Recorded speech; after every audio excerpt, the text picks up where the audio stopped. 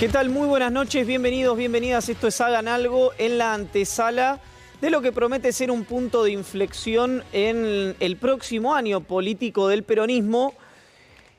Y estamos hablando de lo que va a ser el acto de Cristina Fernández de Kirchner en el Estadio Diego Armando Maradona de la ciudad de La Plata. Ya nos vamos a meter con este tema, con cuáles van a ser los trazos gruesos. Los trazos finos obviamente solo los conoce la vicepresidenta de la Nación, pero cuáles van a ser los trazos gruesos por los cuales va la estructura a desarrollarse del discurso de Cristina el día de mañana, no tanto en base, obviamente, al acceso que se puede haber tenido a los papeles, digamos, de Cristina Kirchner, sino conversaciones que ha tenido en la última semana la vicepresidenta que permiten especular, que permiten interpretar cuál va a ser el recorrido o el concepto de Cristina Kirchner mañana en el Estadio Único de La Plata. Pero tenemos que remontarnos a algo que está pasando a muchos kilómetros de la Argentina, que es la gira de Alberto Fernández y de Sergio Massa, entre otras cosas por el G20, con reuniones muy importantes, como por ejemplo la del Fondo Monetario Internacional, la reunión con China o con el Fondo de Desarrollo Saudí. Pero una de las conversaciones, o en realidad uno de los puntos que va a atravesar las charlas de Alberto Fernández con sus pares europeos, tiene que ver con la guerra en Ucrania. No solamente por un tema moral, no solamente por un tema ético, sino porque es la negociación de Massa con el fondo de cara a 2023. ¿Cuánto le costó a Argentina la guerra en Ucrania? Y por lo tanto, ¿cuál va a ser el alivio que el fondo le permita a nuestro país a partir de una cuenta que se hará entre el equipo de Massa y los equipos técnicos del Fondo Monetario Internacional? Pero hubo una charla interesante a la vuelta del G7 sobre este tema entre Alberto Fernández y Vladimir Putin, en que el presidente argentino, después de hablar con Macron, después de hablar con otros líderes europeos y con Jake Sullivan, el asesor especial de seguridad nacional de los Estados Unidos, le habla a Putin, según cuentan en su entorno, y le dice: hay que parar con esto, ni Europa ni Estados Unidos están mandando tropas. Y Putin le responde: no, pero están mandando armas. A lo que el presidente argentino replica: está bien, pero no es lo mismo un soldado con 3 fusiles que 3 soldados con 3 fusiles. A lo que Putin concluye, después de un prolongado silencio: si quieren mandar tropas, que manden las que quieran, se van a morir en Rusia. Fue la frase del mandamás ruso. ¿Por qué es interesante esto? Porque valida la teoría posterior que tuvo lugar en el G20 sobre un posible rearme de Rusia en la decisión de Vladimir Putin.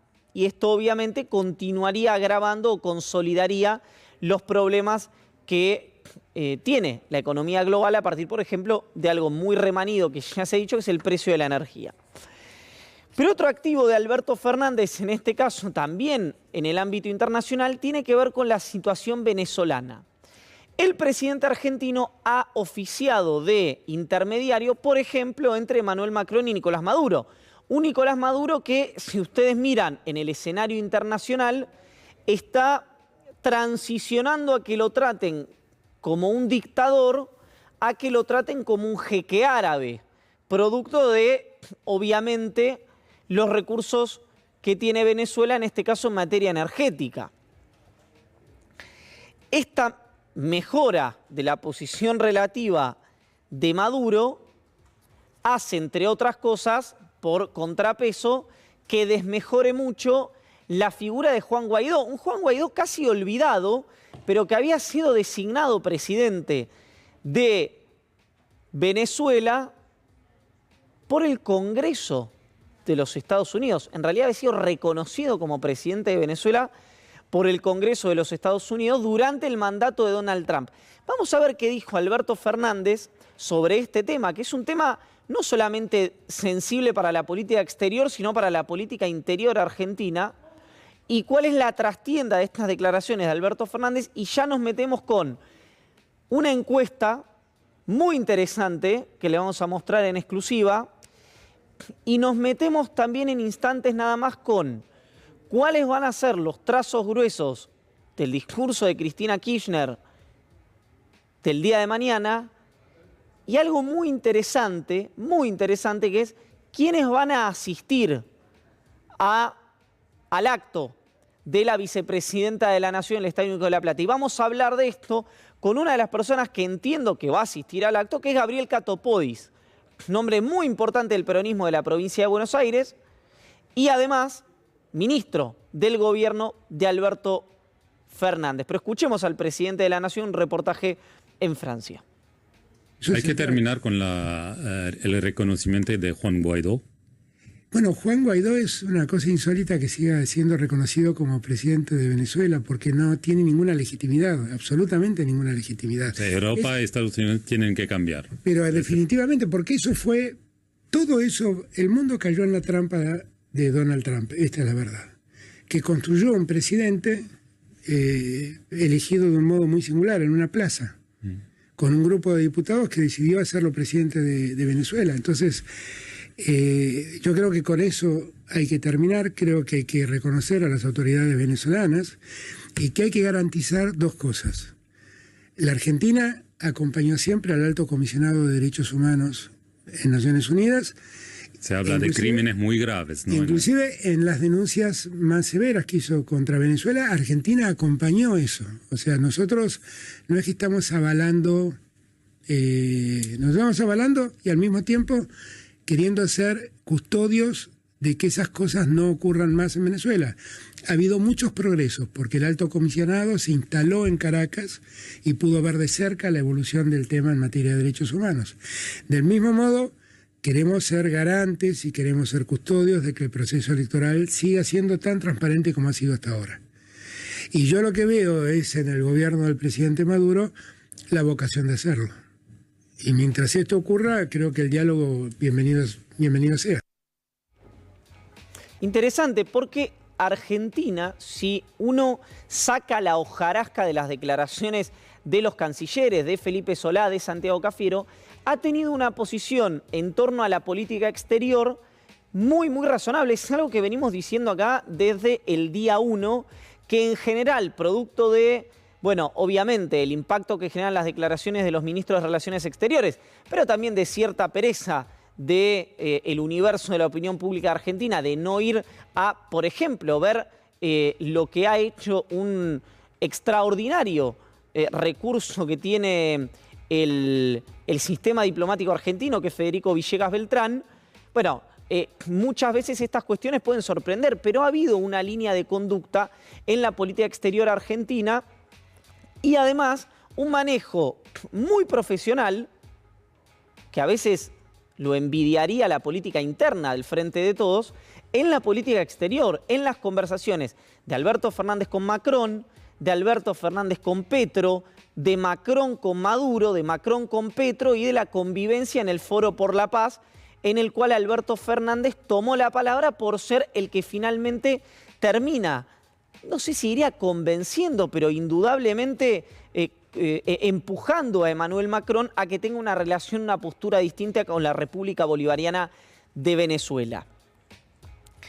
Y esto se recorta sobre otra situación interesante, no tanto por el hecho en sí, sino por lo que representa, que es la presidencia del Banco Interamericano de Desarrollo, ante la destitución de Mauricio Claver Carón. ¿Por qué? Porque una de las personas con las que Alberto Fernández habló de la situación venezolana es Jake Sullivan, ya se lo mencionamos. La misma persona con la que el presidente argentino conversó sobre la candidatura del BID. ¿Por qué?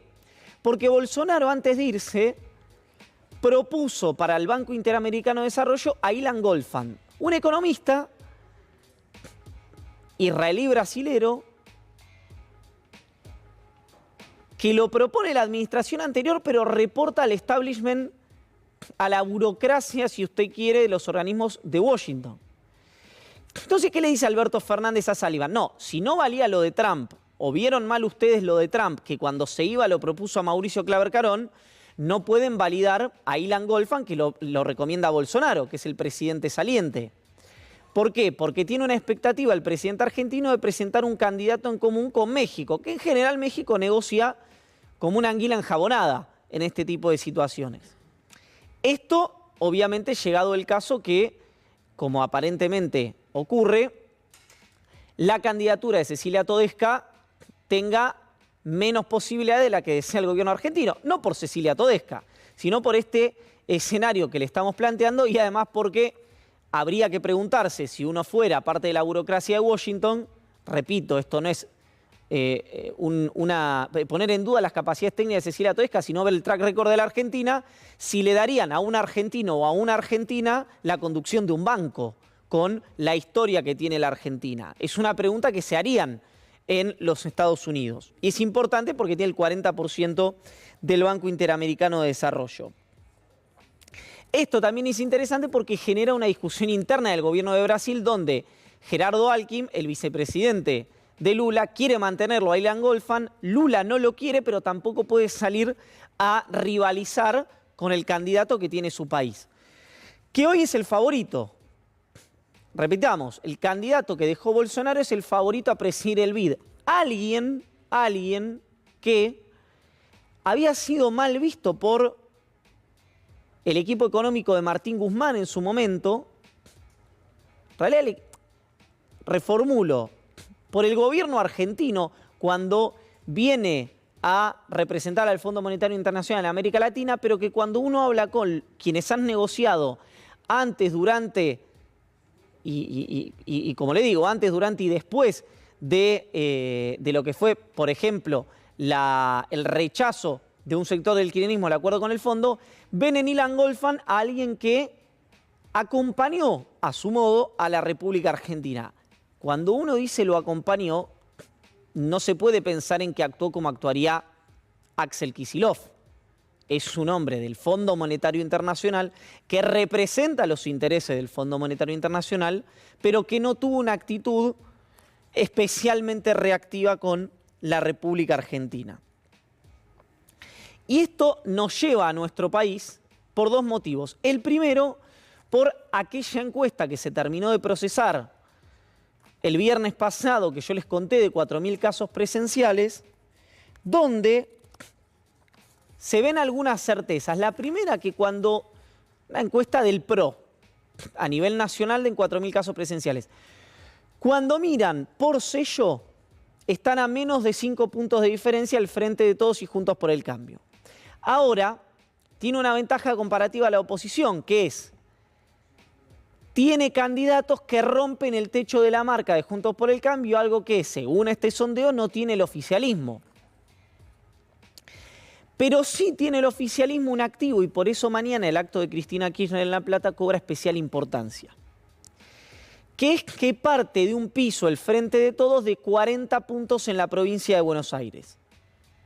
Lo cual transforma a cualquier candidato oficialista en un candidato muy competitivo.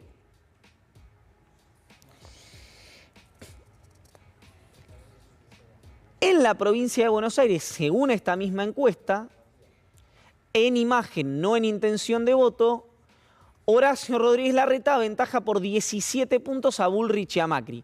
En imagen, no en intención de voto. Otra vez, esto es interesante pensando en una eventual candidatura general. Es decir, Larreta tiene hoy más difícil su propia primaria, como se ha dicho hasta el hartazgo, que una candidatura general, rivalizando hoy contra cualquier dirigente del peronismo. En esta misma encuesta se desprende que el único dirigente que creció persistentemente los últimos 3 meses y en la última intermensual fue el que más creció de todos los dirigentes a nivel nacional fue Sergio Massa, que por su conducta ambivalente en los últimos años partía de una imagen negativa muy alta, pero, repetimos, es el único dirigente, según la encuesta del PRO, a nivel nacional, que creció estos últimos 3 meses y el que más mejoró su imagen en la intermensual. Esto es una parte de una pintura más grande que tuvo, ya vamos a llegar a Cristina mañana, un episodio que fueron las declaraciones de Máximo Kirchner en el método Rebord, donde dijo, entre otras cosas, que haya una mesa más grande, donde estén Pérsico, donde esté Daer, donde esté Massa, donde esté Guado, que estén todos. Digo, yo no quiero estar, estaría representado por Guado de Pedro, pero dice, yo no quiero estar. Para algunos fue una sorpresa, probablemente no para Pérsico, con quien Máximo Kirchner se reunió hace 50 días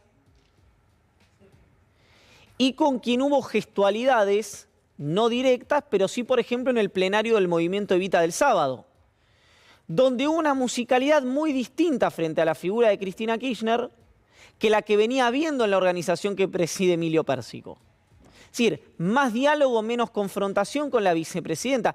Algo que pasa habitualmente con Cristina en los límites de los años preelectorales. ¿Por qué? Bueno, porque, por ejemplo, el Movimiento Evita, las únicas veces que puso diputados nacionales o provinciales fue cuando fue en la lista de Cristina Kirchner. Y esto es interesante por dos motivos. Punto número uno, porque Pérsico tiene una intención que excede las elecciones del año que viene a nivel nacional y tiene que ver con el pago chico. Quiere competir su compañera, Patricia La Colocubría, en La Matanza contra Fernando Espinosa. Un hombre muy cercano a Máximo Kirchner y a Cristina Kirchner. Entonces, Pérsico no puede y Cubría no pueden pensar en competir en La Matanza enfrentados con Cristina Kirchner. Si hay un lugar donde Cristina Kirchner está galvanizada por los votos, esa es La Matanza. Entonces hay que prestar atención a mañana, porque veníamos diciendo que probablemente el discurso de Cristina Kirchner sea la hoja de ruta del kirchnerismo del año que viene, es decir, de acá hasta las elecciones del año que viene. Desde mañana a las 8 de la noche, casi 8 de la noche, empezará el discurso de Cristina, hasta más o menos las elecciones del año que viene. Por lo que estuve conversando y por las asistencias que habrá en el acto, hay que empezar a pensar si en lugar de ser un discurso de fronteras para adentro del kirchnerismo, el de Cristina de mañana no es un discurso de fronteras para afuera del kirchnerismo. Lo cual implicaría un escenario muy distinto, una lectura muy distinta, que es que Cristina, lejos de la especulación de recostarse en la fuerza propia, dé un mensaje de amplitud como el que constituyó el Frente de Todos en el año 2019.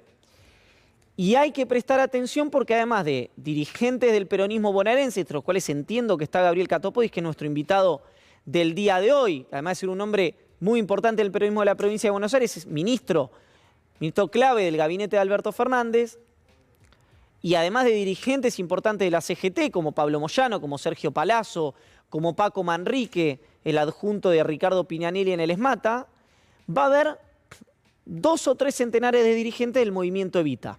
No Emilio Pérsico, pero sí probablemente Leo Grosso o Mariel Fernández, intendenta de Moreno, que reporta a la organización que preside Emilio Pérsico. Así que a prestar especial atención al discurso de Cristina Kirchner de mañana, porque puede llegar a sorprender y, además de dar mensajes 360 como habitualmente da la vicepresidenta, también marcar una hoja de ruta que tenga menos que ver con, repetimos, las fronteras para dentro del kirchnerismo, sino las fronteras para afuera de su propio dispositivo. Empezamos a ganar